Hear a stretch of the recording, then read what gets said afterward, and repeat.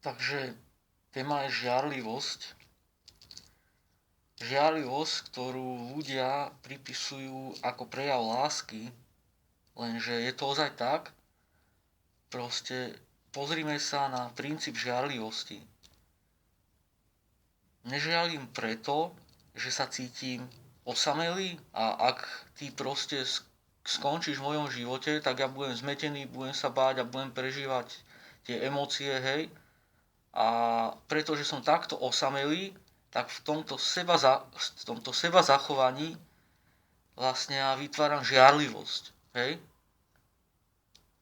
Kolom dokola mne nejde o teba, ale o seba, hej, lebo ja sa bojím, keď ma opustíš a tak ďalej. A preto táto žiarlivosť je pohyb strachu. A môže byť strach láskou?